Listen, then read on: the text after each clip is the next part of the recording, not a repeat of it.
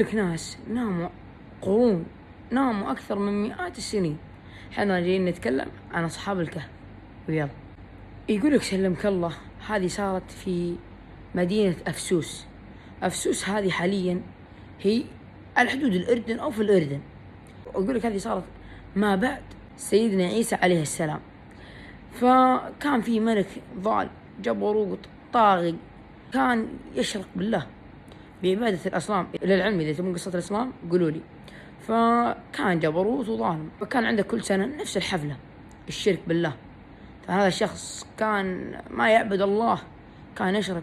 كان عنده نظام، يا تشرك وتنجو يا تقتل.